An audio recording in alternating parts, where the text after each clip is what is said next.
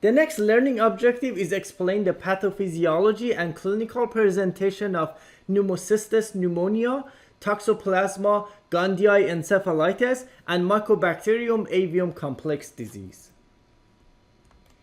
Pneumocystis pneumonia, or PCP, is actually caused by Pneumocystis jirovecii, which is actually a fungus species. So PCP, which some people call PJP because of this change in nomenclature. So it used to be, PCP, the C used to stand for Carinii, but because it was, the taxonomy was changed, you may see the abbreviation PJP. But in general, the DHHH guidelines still refer to it as PCP.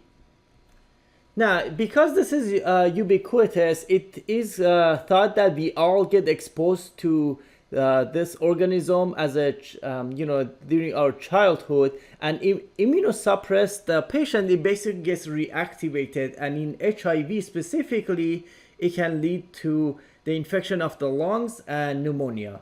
And 90% of PCP cases occur when the CD4 cell count is less than 200. So this is an important cutoff to remember, CD4, less than 200.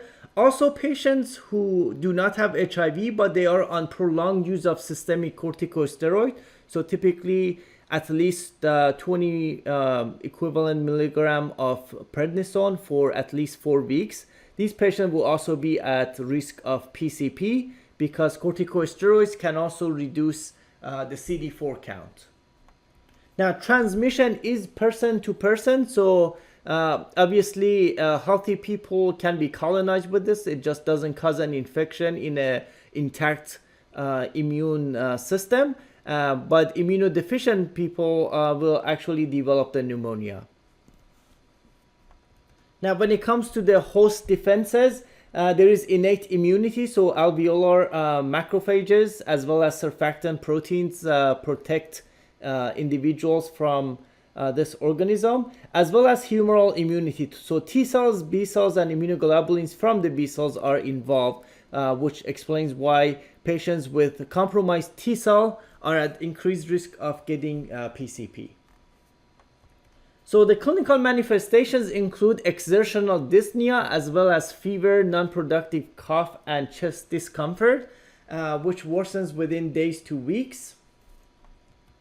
Now, this is a progressive disease, so the prodromal period can extend from 3 to 8 weeks. So in general, for any infection, the initial phase is the incubation period, followed by prodromal period where you have mild signs and symptoms, and then you have a period of illness followed by a period of decline, as well as a period of convalescence.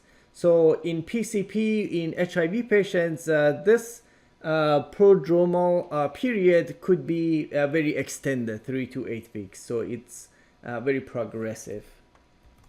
So for definitive diagnosis of PCP, histopathologic or cytopathologic demonstration of the organism is in either tissue, BAL fluid, or induced sputum sample is required.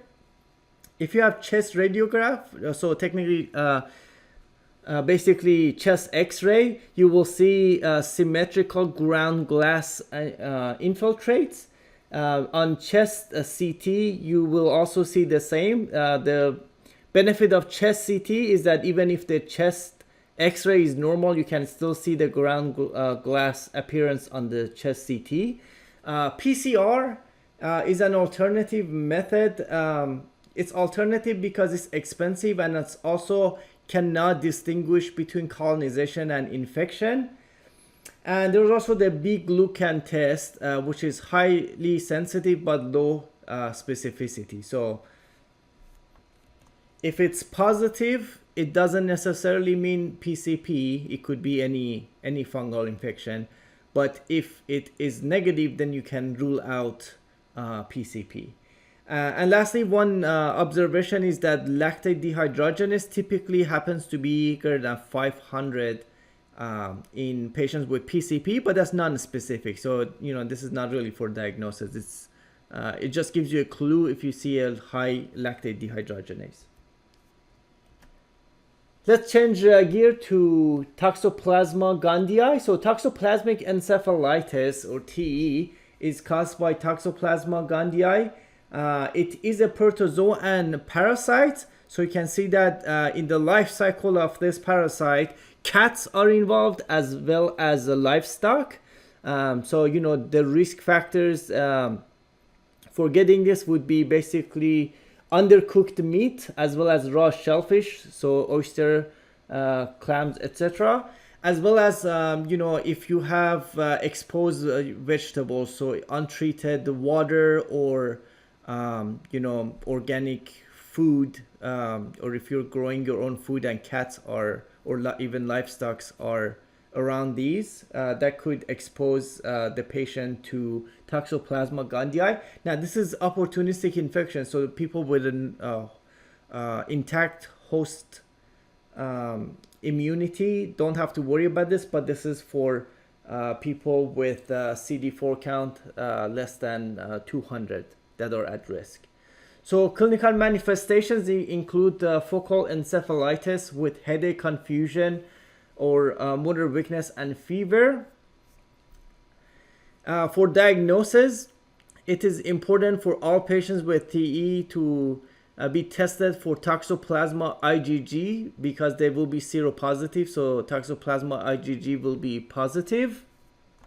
So if the IgG is negative, it's very unlikely that someone has toxoplasmosis. Now, definitive diagnosis requires 3 criteria. So a compatible clinical syndrome, so you know, the symptoms have to be there, and then identification of 1 or more mass lesions by CT or MRI of the brain, as well as detection of the organism in a clinical sample, typically brain biopsy. And this is really reserved as a last resort.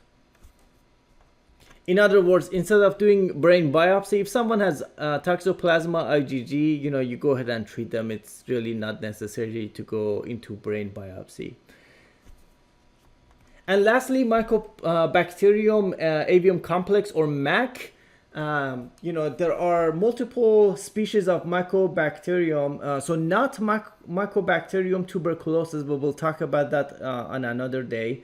But these are more of a slow growing non-tuberculous mycobacteria, which several of them that are common in these patients are grouped together and called a complex. So because avium is the most common one, gets the name. So Mycobacterium avium complex is a group of multiple mycobacteria.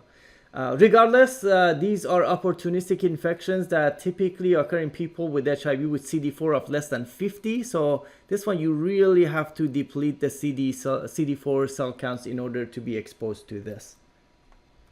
We will discuss more about mycobacteria in general when we talk about tuberculosis on another topic.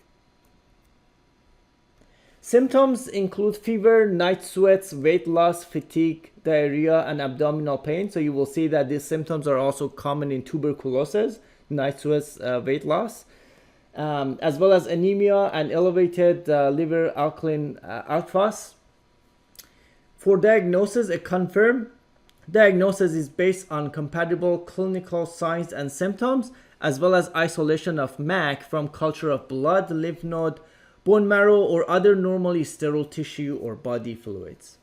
Now, cytomegalovirus is widely prevalent herpes virus. It is a double-stranded DNA, and the primary route of transmission is by interpersonal contact via infectious body fluids, including saliva, semen, cervical secretions, as well as breast milk.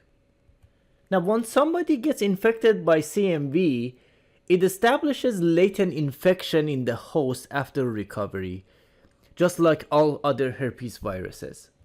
And pretty much more than half of the population is infected with CMV. Fortunately, there is no disease in healthy hosts, so it's pretty much asymptomatic infection in healthy individuals.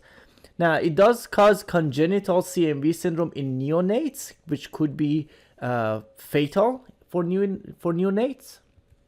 And it can cause infectious mononucleosis in young adults, essentially manifesting as fever, malaise, and myalgias. Now, the real problem is when we go from CMV infection to CMV disease. So, severe disease syndrome occurs in immunocompromised individuals, and that includes recipients of solid organ transplants. So, solid organ includes the lung, liver, kidney, and heart, as well as recipients of hematopoietic stem cell transplant, and patients with HIV and advanced immunosuppression. Specifically, a CD4 count of less than 50 puts these individuals at risk of severe disease of CMV.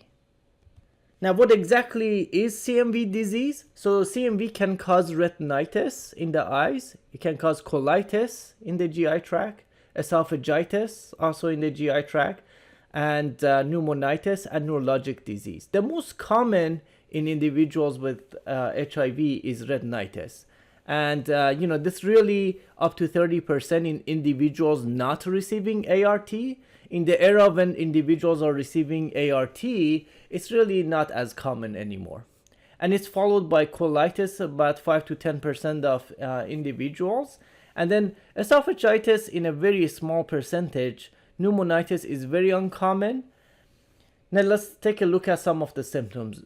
With retinitis, basically, patients will experience floaters, which essentially means spots in the vision, scotoma, and the plural for scotoma is scotomata, and it essentially means a partial loss of vision or blind spot in an otherwise normal visual field, and of course, peripheral visual field defects. And diagnosis is done by an ophthalmologist through eye examination. Patients with CMV colitis experience weight loss, fever, anorexia, abdominal pain, diarrhea, and malaise. And it can be severe if it causes hemorrhage and perforation, which can be life-threatening in patients.